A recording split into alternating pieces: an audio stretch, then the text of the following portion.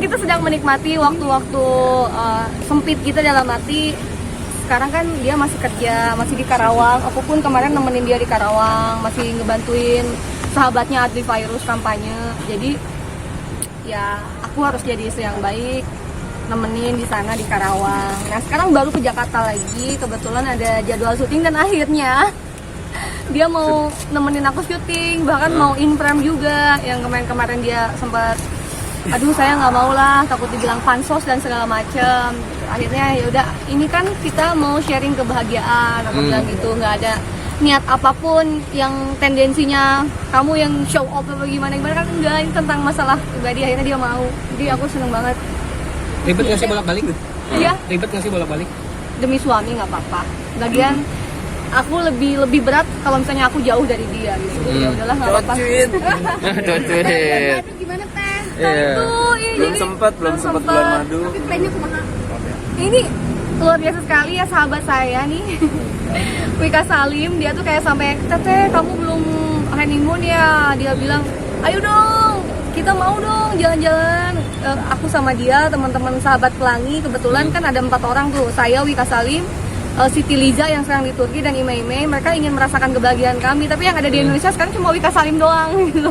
Pengen dong teteh, yuk kita jalan-jalan kemana, kayak gitu-gitu. Akhirnya kita jadi kepikiran, mau dong sayang kita ngeluar, masa orang lain ngingetin aku gitu, kayak kita kapan gitu. Kayak kemarin aja nih aku sempet, bukan yang nggak pernah ngerengek sih, nggak pernah minta, cuma aku bilang sayang kita udah quality time nih, aku bilangnya gitu kodenya, quality time yuk, kita ye gitu-gitu.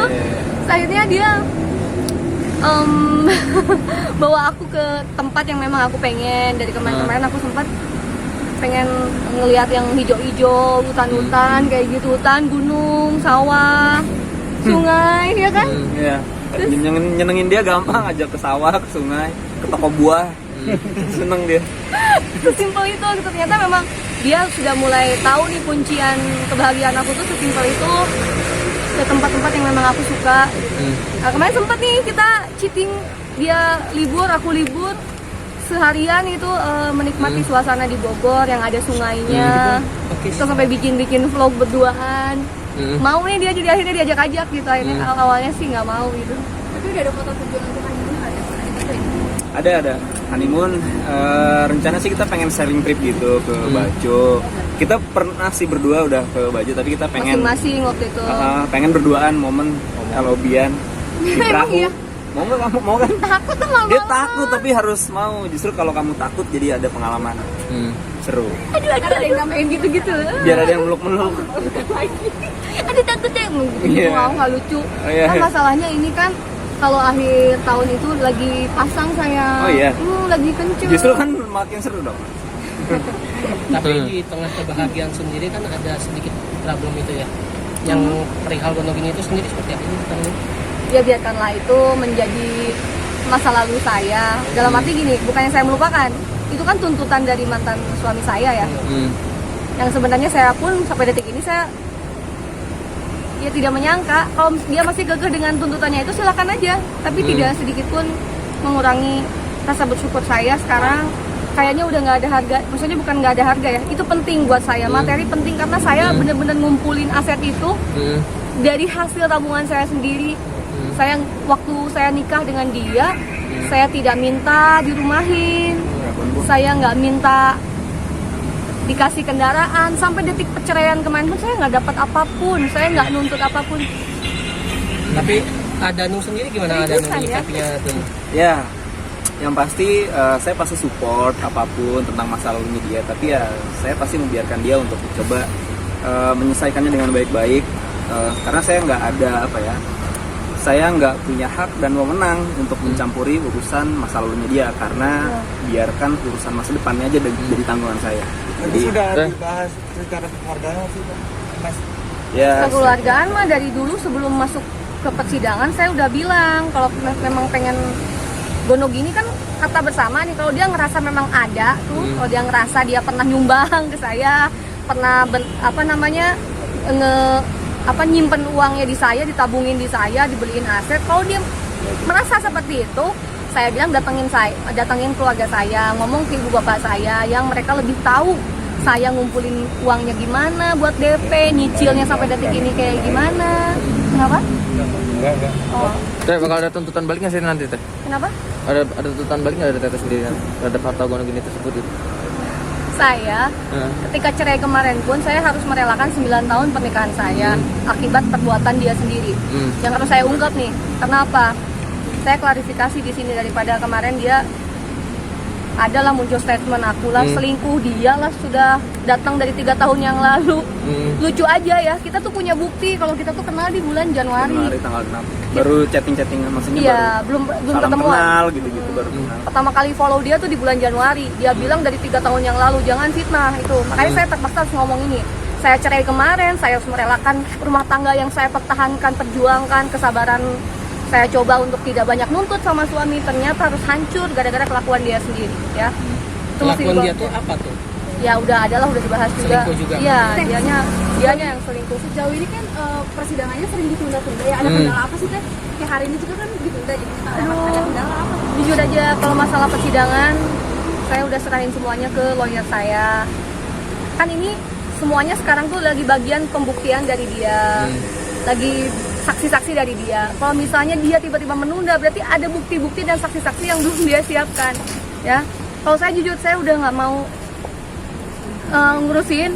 Dalam arti kan sudah saya percayakan kepada lawyer saya, biar dia yang ngurus. Setiap informasi juga nyampe ke saya. Alhamdulillah semua informasinya nyampe. Ya sekarang kan belum ada pembuktian dari saksi-saksi dari pihak saya, jadi saya belum dibutuhkan untuk hadir di sana. Dan jujur ya, maksud aku tuh apapun yang akan terjadi ke depannya, dia masih berharap mendapatkan 50% dari harta yang saya punya. Silakan aja berjuang, silakan, semua keputusan Allah. Saya udah ikhlas, saya udah pasrah, dan ternyata sekarang Allah tuh benar-benar kayak nunjukin rasa syukur aku yang setiap harinya semakin aku bersyukur, semakin dilipat gandain kenikmatan saya berumah tangga. Jadi saya, kalau memang Allah mentakdirkan dia harus dapat 50% dari harta saya, kalau memang itu udah takdir, insya Allah saya ikhlas, gak apa-apa. Ada itu kan tadi saya garis bawahi ya, bahwa udah disebut 3 tahun lalu komunikasi sama Janet, ya kan, berarti secara tidak langsung Adanu sendiri dituduh sebagai pebinor. Kesel nggak sih akan hal itu, tuduhan hal itu? Enggak lah, karena nggak bener ya. Kalau misalkan nggak bener ya kita ketawain aja paling. Berarti tidak ada rasa kesal sama dia ya? Enggak. Maksudnya kita nggak punya waktu, kita aja mau ngurusin. Kita fokusnya udah bahagia, saling membahagiakan Iya. aja. Karena kalau kita pikir-pikir ya, itu sudah jadi masa lalu saya. Masalah dia bilang dia pembinor apa, semua udah lewat. Bahkan kemarin aja saya masih kasih kesempatan dia untuk balik lagi. Tapi dia, ini untuk saya ngelurusin nih, karena dibilangnya Janet meninggalkan laki-laki yang katanya berjuang dari nol sama Janet, terus meninggalkannya untuk laki-laki lain. Itu semua salah ya, itu semua salah. Kemarin aja nih saya udah berkukuh cerai gara-gara dia selingkuh. Saya masih ngasih kesempatan buat dia bisa balik lagi, tapi dia tidak menggunakan itu dengan baik, malah ngejar cewek lain yang sekarang dia lagi deketin ya. Jadi sudah cukup para netizen, pemirsa, nih saya udah ngomong yang sejujur-jujurnya. Orang tuanya sudah tahu, semua bukti-buktinya ada. Gak usah saya liatin, mungkin dia kasihan nih. Saya juga sebenarnya terpaksa nih ngomong kayak gini. Kalau dia nggak bilang saya selingkuh, saya nggak akan bilang yang sebenarnya ya. Cuma di sini masalah persepsi aja. Saya nggak mau dibilang meninggalkan cowok dari nol. Kalau bukan gara-gara kesalahan fatal dia, saya tidak akan melakukan seperti ini. Alhamdulillah nih saya bisa bangkit lagi. Saya pun sama dia dengan bermodalkan keyakinan aja. Saya baru mengenal sosok Danu yang jadi suami saya sekarang. Bahkan sampai detik ini pun, setiap malam pas mau tidur, setiap pagi pas bangun tidur, saya masih kayak Nggak nyangka. nyangka, ya Allah ternyata kamu jodoh aku. Masya Allah, aku selalu pandangin kamu amanah, aku selalu gitu. Jadi setiap malam dia selalu bikin aku yang kayak, sayang, aku tuh sayang banget sama kamu. Selalu ungkapin itu, kita mupuk ya? untuk mupuk gitu. Dia ternyata treatment dia seperti itu. Sampai akhirnya aku pun melakukan hal yang sama. Aku sayang banget sama kamu, alhamdulillah Allah udah hadirin kamu. Kita harus fokus dengan kegagalan yang kemarin, jangan sampai ngambil kesalahan yang sama. Kita nggak mau kan kalau pasangan kita berkhianat, kita harus sama-sama saling setia. Jadi setiap hari kayak gitu. Ya alhamdulillah. Jadi jangan pernah putus asa nih buat pemirsa di rumah mungkin yang pernah ngerasain down separah-parahnya jadi perempuan gitu ngerasa gagal dalam rumah tangga, gagal jadi sosok manusia bernilai. Ternyata balik lagi, kalau kita semakin down, semakin parah, semakin kalah dengan keadaan, kita semakin gak punya nilai dalam hidup. Yang punya nilai dalam hidup adalah gimana caranya kita bisa bangkit setelah kita terpuruk. Teh untuk ngomongan gimana teh?